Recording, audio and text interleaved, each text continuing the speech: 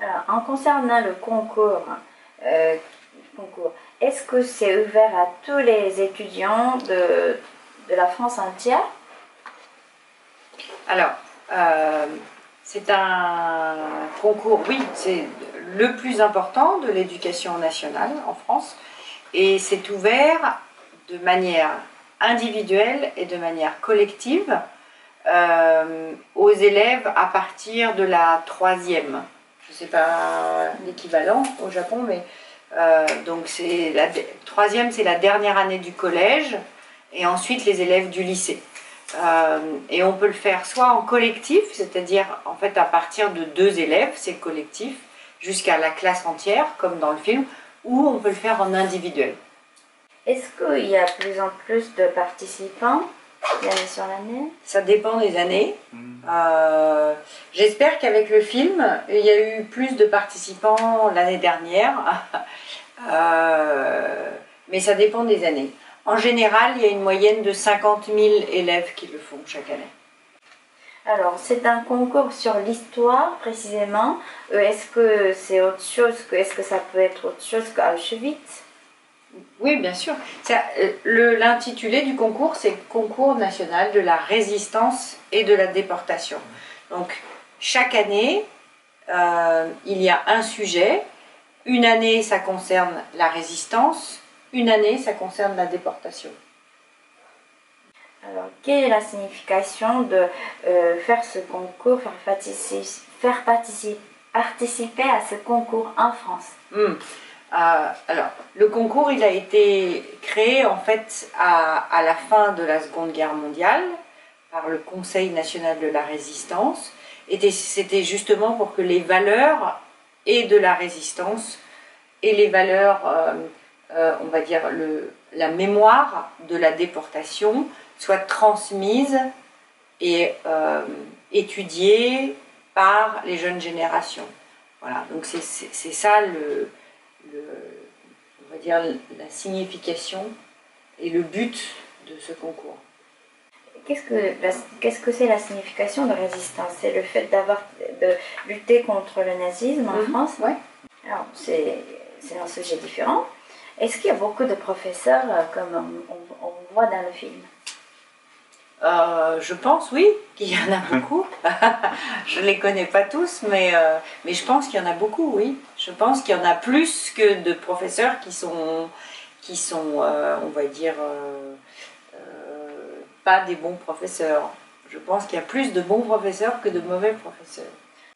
Alors, en fait, est-ce que le fait d'être mauvais étudiant, qui n'arrive pas à avoir un succès, qu'il y a beaucoup d'échecs, ont tendance à avoir mauvaise attitude dans la classe? Ben, c'est un cercle vicieux en fait.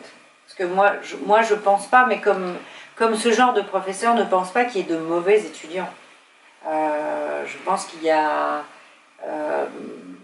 parfois des mauvais professeurs justement qui font que des élèves dès le départ ou des mauvaises manières d'enseigner aussi.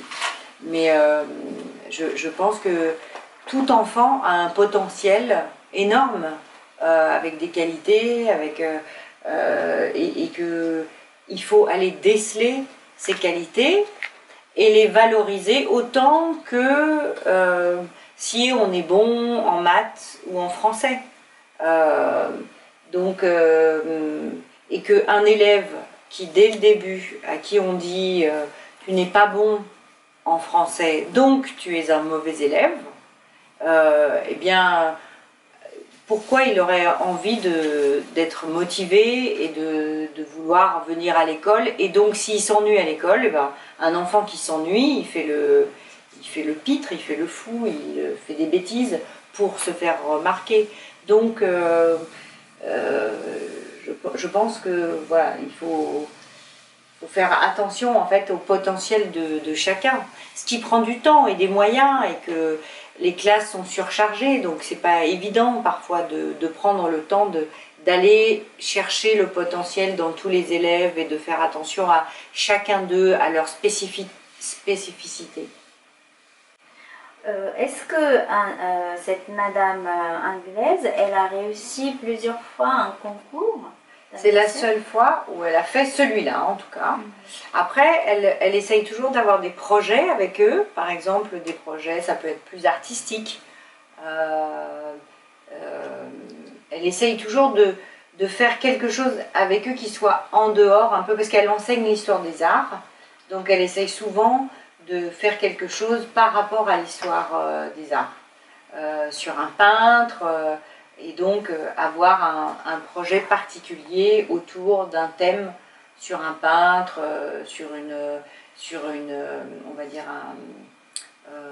une époque de peinture, et du coup de laisser aux élèves une partie d'imagination où ils font quelque chose, où ils sont plus acteurs du savoir. C'est-à-dire qu'ils sont plus actifs, comme là ils le sont d'ailleurs pendant le concours. C'est-à-dire qu'à un moment donné, elle aime bien leur donner la parole. Alors, il y a une scène où il y avait le directeur de l'établissement et des professeurs, ainsi que certains élèves qui représentent la classe. Est-ce que, bon, au Japon, ce n'est pas possible d'avoir les étudiants au milieu dans ce genre de discussion. Est-ce que ça arrive souvent en France? Oui, en fait c'est ce qui s'appelle un conseil de classe.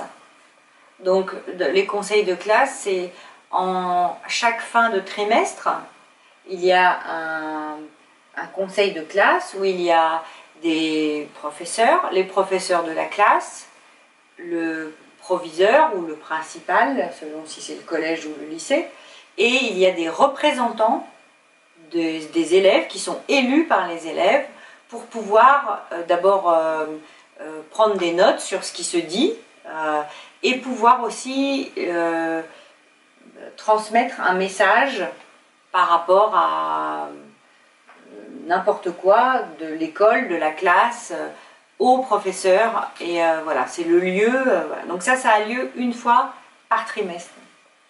Oui, nous avons un système comparable, mais ce n'est pas pour parler, ce n'est pas un lieu pour discuter sur un certain élève. Ben, en fait, un conseil de classe, on parle de chaque élève, de ses notes. Dans le conseil de classe, on passe en revue tous les élèves de la classe. Et c'est là où on lui met la note pour le trimestre et les appréciations des professeurs. Chacun, en fait, réunit, met en commun ses appréciations. Parce que parfois, justement, un élève va être très mauvais dans une classe et puis il va être très bon avec un autre professeur. Donc ce professeur va pouvoir défendre cet élève par rapport en disant ben non, il est peut-être pas bon en maths, mais moi il montre des capacités par exemple en langue ou en sport ou, voilà, donc c'est le lieu de ça. Ça c'est vraiment, ça fait partie de l'autorité de professeur. C'est bien ce système. Oui, mais là aussi c'est l'autorité des professeurs, mais les élèves sont juste là pour représenter au cas où ils aient quelque chose à dire, et puis pour noter tout ce que les professeurs disent de manière collective sur chaque élève. Donc après ils vont voir les élèves et ils disent bah toi tu as plutôt des bonnes appréciations, ou on a dit que en ce moment tu avais peut-être des problèmes chez toi, tu t'es relâché, etc. Donc ils transmettent ce qui s'est dit aux élèves.